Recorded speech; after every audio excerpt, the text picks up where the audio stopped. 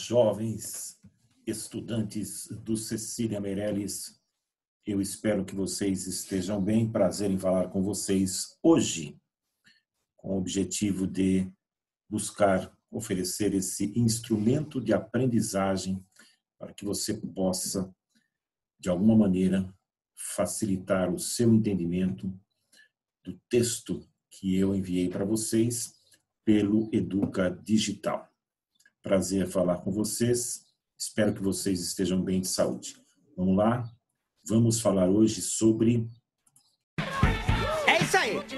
Vamos lá, manda ver, vamos lá, manda ver, vamos lá, é demais, vamos lá, manda ver, é demais, ô gatinha, é demais, vamos lá, manda ver, vamos ver, é demais, acaba com eles, é isso aí, quero mais, ei gatinha, chega mais, vem pra cá, é demais, chega lá, vamos ver, Yahoo! Crenças religiosas na história. Essa é uma aula bastante geral, bastante rápida, onde a gente vai falar um pouco sobre essa dimensão humana fundamental que nos acompanha desde que o ser humano está na Terra e tem consciência de si mesmo. Eu coloquei aí na telinha a imagem de um pajé indígena, no caso, um indígena brasileiro, com o objetivo de ilustrar essa dimensão humana que é fundamental para entender todos os agrupamentos humanos ao longo da história.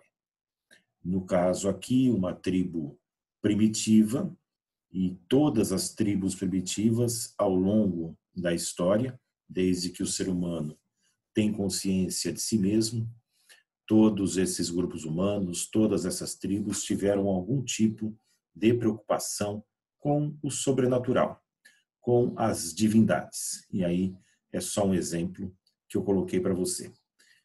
Vamos continuar aqui. Quais as necessidades universais dos grupos humanos ao longo da história? Ao longo da história aí, incluindo a pré-história. Você tem várias necessidades, mas duas são fundamentais. Uma é a necessidade da sobrevivência material, e isso a gente já viu em aulas passadas. Outra necessidade é a necessidade de tentar entender por que estamos aqui, de onde viemos, para onde vamos. Essa é uma necessidade universal dos grupos humanos, dos seres humanos, desde que o homem passa a ter consciência da sua morte, do seu caráter finito na Terra. Então, as crenças em deuses fazem parte da história e vão continuar fazendo até que o ser humano esteja aqui na Terra. Eu coloquei aqui para você uma ilustração também de um deus nórdico, o lendário deus Thor, que deu origem, inclusive, a algumas produções cinematográficas, né? A alguns filmes, que está uma das representações do deus Thor, com seu martelo, suas luvas e o seu belo cinto. É um deus nórdico, tem origem no norte da Europa e é um dos milhares de deuses que foram adorados, que foram, enfim, reverenciados pelos grupos humanos que estiveram aqui na Terra. Nas chamadas sociedades primitivas, era muito comum você ter o culto às chamadas forças da natureza. Quais são essas forças da natureza, Adalto? O sol, o vento, chuva, fogo, água, a lua, os astros, as estrelas, as constelações. Você tem os elementos da natureza que circundam, que fazem parte do cotidiano dos indivíduos, como objeto de culto, como objeto de culto a esses elementos que muitas vezes se transformaram para a consciência humana daqueles grupos, se transformaram em deuses. Você tem aí, portanto, um fenômeno muito comum que se mantém até hoje, né, em vários grupos humanos que vivem na Terra até os dias de hoje, que é a crença em vários deuses. O que é crença em vários deuses? Crer em vários deuses é uma característica daquilo que nós chamamos de politeísmo. Poli, do grego, muitos, teísmo, Deus. Muitos deuses. Essa característica, ela permanece até hoje em muitas culturas.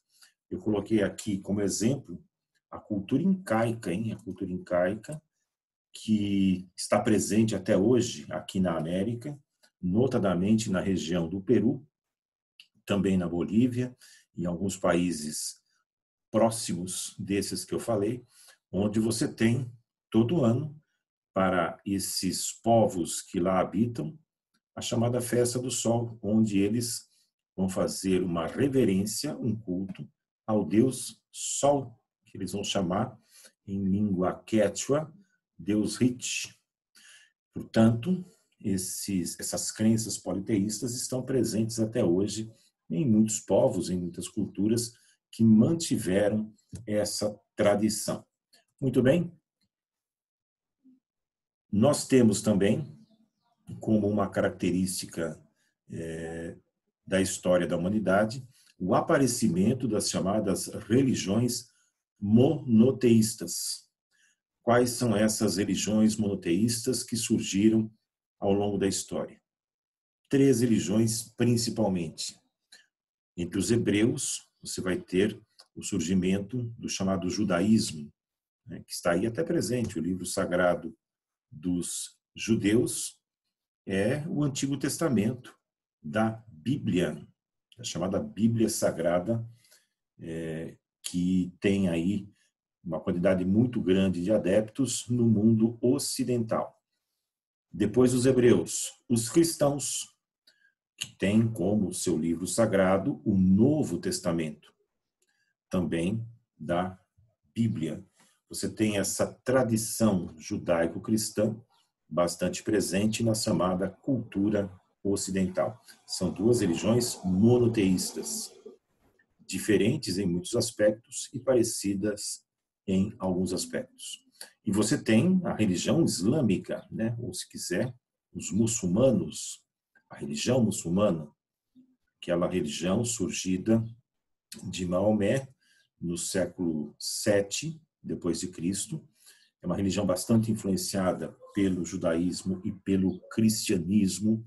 A gente vai ver esse tema, ou vocês vão ver esse tema lá no 7º ano.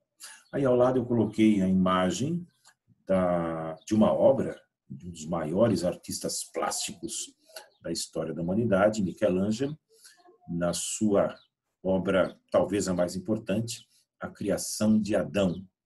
A Criação de Adão representando aí de forma brilhante, né, de uma forma extraordinária, a criação de Adão dentro da chamada tradição cristã. Essa obra, inclusive, está pintada no teto da Capela Sistina, no Vaticano, em Roma. Está lá até hoje. Quando você for visitar a Itália, for visitar Roma, se puder, não deixe de contemplar uma das mais importantes obras de arte da história da humanidade, de um dos seus mais brilhantes pintores. Muito bem, para finalizar, isso é importante, você tem um quadro de cultura, como é o de hoje, centenas ou milhares de religiões espalhadas pelo planeta, porque essas religiões fazem parte de determinadas características da cultura de cada grupo humano. Então, uma importante orientação para que a gente tenha uma vivência social marcada pela harmonia e pelo respeito é a necessidade de entender o respeito às diferenças, em especial as chamadas diferenças religiosas. É preciso respeitar a religião do outro, seja ela qual for. Por quê? Porque desrespeitar crenças religiosas diferentes da sua abre espaço para que a sua crença religiosa não seja respeitada. Ora, se considero que apenas a minha religião tem valor, e as outras não valem nada, os que praticam as outras religiões poderão pensar a mesma coisa em relação à sua.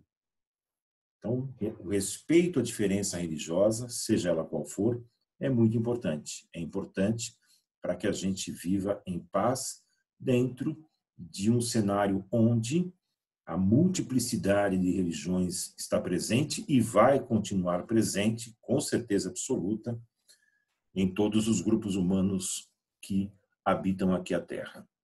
Eu coloquei aqui ao lado uma imagem de uma missa ecumênica em Salvador, na Bahia.